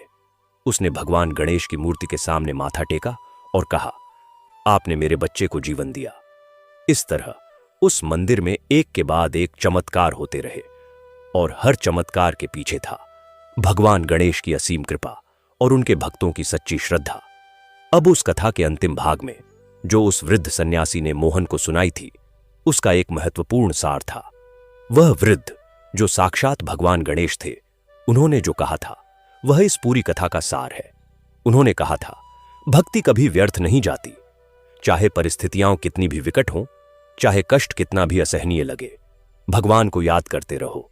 वे सुन रहे हैं, वे देख रहे हैं, वे साथ हैं।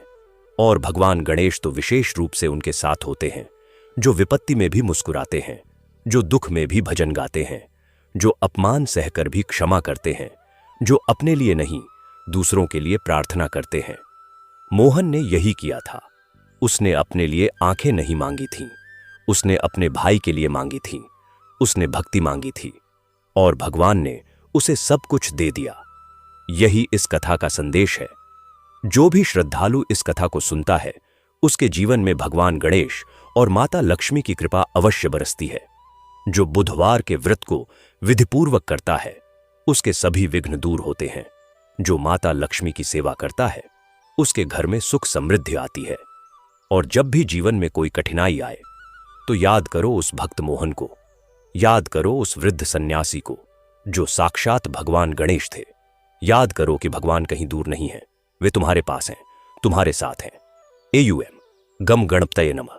जय गणेश, जय गणेश, जय गणेश देवा। माता जाकी पार्वती पिता महादेवा, गणपति बप्पा मोरया, मंगल मूर्ति मोरया। जय माता लक्ष्मी, जय भगवान गणेश।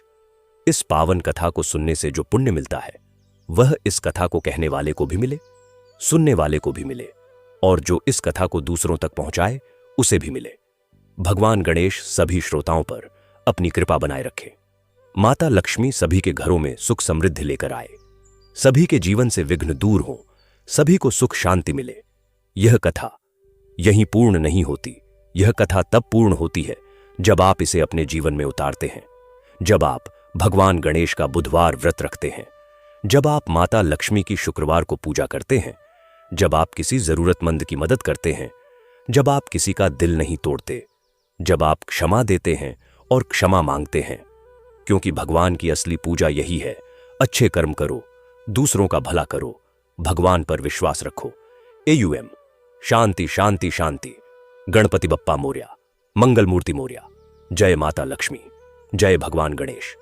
बहुत प्राचीन समय की बात है, जब भारत के गांवों में सादगी, मेहनत और इंसानियत का जीवन बसता था। उस समय धर्मपुर नाम का एक छोटा सा गांव हुआ करता था। गांव चारों ओर से हरे भरे खेतों, शांत बहती नदी, मिट्टी की पगडंडियों और बड़े बड़े बरगद के वृक्षों से घिरा हुआ था। सुबह होते ही मंदिरों की घंटियां बजने लगती थीं, पक्षियों की मधुर आवाजें वातावरण में गूंजती थीं और किसान अपने बैलों के साथ खेतों की ओर निकल जाते थे।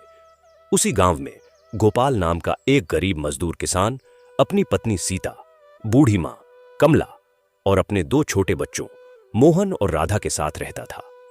गोपाल का जीवन अत्यंत कठिनाइयों से भरा हुआ था। उसके पास केवल 2 बीघा जमीन थी और उसी के सहारे वह अपने परिवार का पालन पोषण करता था। कभी वह अपनी जमीन पर खेती करता, कभी गांव के अमीर लोगों के खेतों में मजदूरी करता और कभी भारी पत्थर ढोने का काम करता था। उसकी हथेलियों में पड़े कठोर छाले उसकी मेहनत की कहानी कहते थे। उसके कपड़े पुराने और फटे हुए थे, लेकिन उसके मन में कभी शिकायत नहीं थी। उसका घर मिट्टी और खपरेल से बना हुआ था। बरसात के दिनों में छत से पानी टपकता था, गर्मियों में घर आग की तरह तपने लगता था और सर्दियों में ठंडी हवाएं भीतर तक चली आती थीं।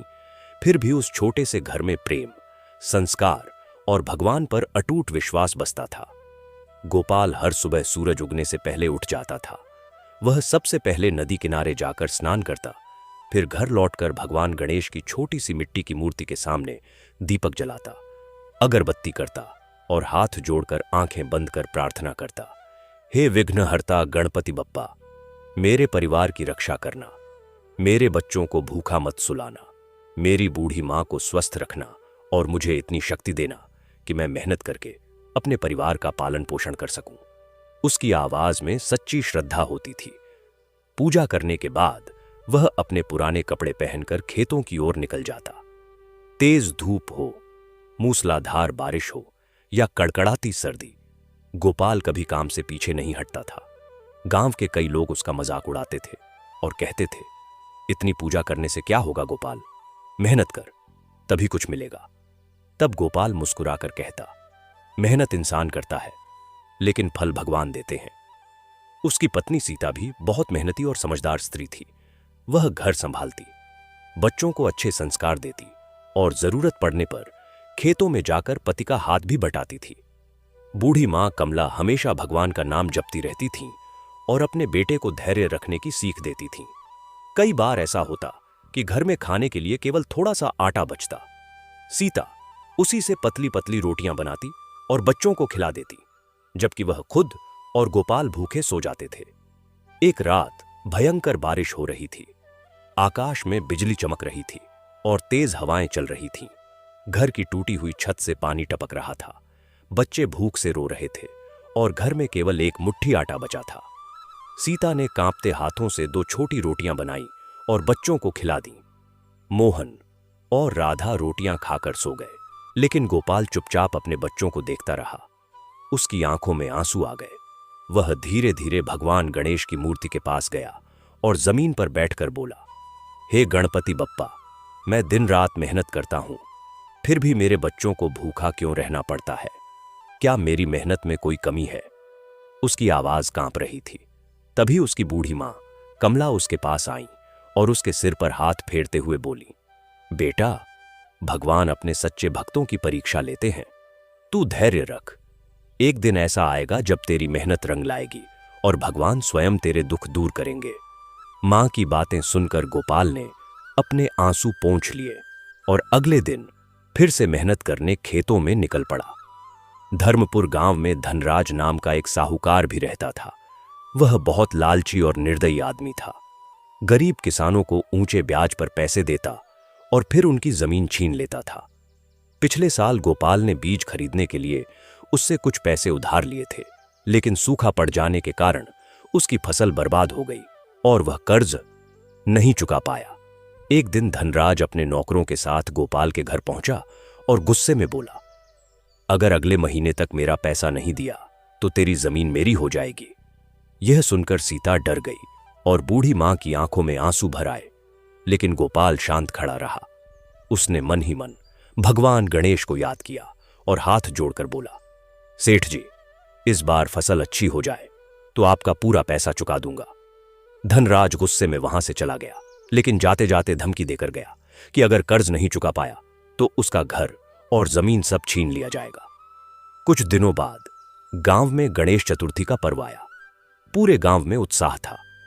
हर घर में भगवान गणेश की सुंदर मूर्तियां लाई जा रही थीं। ढोल नगाड़े बज रहे थे, बच्चे नाच रहे थे और हर तरफ भक्ति का वातावरण था। लेकिन गोपाल के पास नई मूर्ति खरीदने तक के पैसे नहीं थे। उसकी छोटी बेटी राधा उदास होकर बोली, बाबा, क्या इस बार हमारे घर गणपति बप्पा नहीं आएंगे? यह सुनकर गोपाल की आंखें नम हो गईं, लेकिन उसने मुस्कुराकर कहा, बेटी, भगवान धन नहीं, सच्ची भक्ति देखते हैं। वह नदी किनारे गया और वहां से मिट्टी लाकर अपने हाथों से भगवान गणेश की छोटी सी मूर्ति बनाने लगा। उसकी पत्नी और बच्चे भी उसकी मदद करने लगे। जब मूर्ति तैयार हुई तो पूरे परिवार ने उसे बड़े प्रेम से घर में स्थापित किया।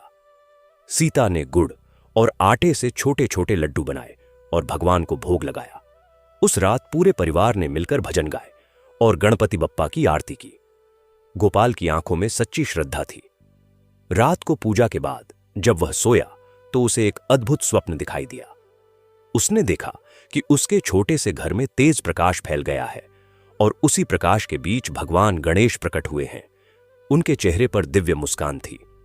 भगवान गणेश बोले, गोपाल, तुम्हारी मेहनत, सच्चाई और भक्ति से मैं अत्यंत प्रसन्न हूं। कठिन समय अब समाप्त होने वाला है, लेकिन याद रखना, कभी अहंकार मत करना और हमेशा जरूरतमंदों की सहायता करना। यह सुनते ही गोपाल रो पड़ा और हाथ जोड़कर बोला, प्रभु, बस मेरे परिवार को सुख दे दीजिए। भगवान गणेश मुस्कुराकर बोले, कल सुबह खेत में जाना, वहां तुम्हें मेरी कृपा का संकेत मिलेगा। इतना कहकर वे अदृश्य हो गए। सुबह होते ही गोपाल उठ बैठा। उसका हृदय आशा से भर गया। उसने यह सपना अपनी पत्नी और मां को बताया। सबके मन में विश्वास की नई किरण जाग उठी।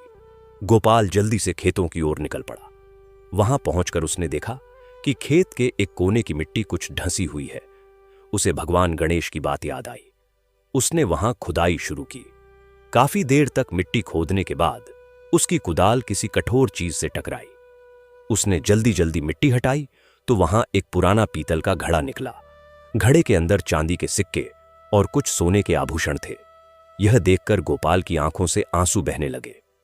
उसने तुरंत हाथ जोड़कर भगवान गणेश को प्रणाम किया और बोला, हे गणपति बप्पा, आपकी कृपा अपार है। बहुत समय पहले की बात है। एक छोटे से गांव में दो भाई रहते थे। बड़े भाई का नाम था मोहन और छोटे भाई का नाम था सोहन। दोनों भाई बहुत गरीब थे, लेकिन उनके मन में प्रेम, संस्कार और भगवान के प्रति अटूट श्रद्धा थी। उनके माता पिता बचपन में ही इस दुनिया को छोड़कर चले गए थे। अब दोनों भाई ही एक दूसरे का सहारा थे। बड़ा भाई दिन रात मेहनत करता और छोटा भाई घर के काम संभालता। दोनों एक दूसरे से इतना प्रेम करते थे कि गांव वाले उनकी मिसाल दिया करते थे। समय बीतता गया। एक दिन गांव में भयंकर सूखा पड़ गया। खेत सूख गए, कुएं खाली हो गए और लोगों के घरों में अन्न का एक दाना भी नहीं बचा। गांव के कई लोग अपने रिश्तेदारों के यहां चले गए, लेकिन मोहन और सोहन ने गांव छोड़ने का विचार नहीं किया। एक रात छोटे भाई सोहन ने कहा, भैया, हमारे पास बस थोड़ा सा आटा बचा है। अगर हम दोनों इसे खा लेंगे तो कल क्या करेंगे? मोहन मुस्कुराया और बोला, भगवान पर भरोसा रखो सोहन। जिसने आज तक हमें संभाला है वह आगे भी रास्ता जरूर दिखाएगा। अगली सुबह दोनों भाई काम की तलाश में पास के नगर की ओर निकल पड़े। रास्ते में उन्हें एक बूढ़ा साधु दिखाई दिया। साधु बहुत कमजोर था और भूख प्यास से व्याकुल लग रहा था। साधु ने कांपती आवाज में कहा, बेटा, क्या मुझे थोड़ा भोजन मिल सकता है? 2 दिनों से मैंने कुछ नहीं खाया। दोनों भाइयों ने एक दूसरे की ओर देखा। उनके पास केवल 2 रोटियां थीं, जो उन्होंने अपने लिए बचाकर रखी थीं। लेकिन बिना सोचे समझे दोनों ने अपनी अपनी रोटी साधु को दे दी। साधु ने प्रसन्न होकर कहा, बेटा, तुम दोनों का हृदय बहुत पवित्र है। याद रखना, जो दूसरों की भूख मिटाता है, भगवान उसकी झोली कभी खाली नहीं रहने देते। इतना कहकर साधु वहां से चला गया। दोनों भाई भूखे ही आगे बढ़ने लगे।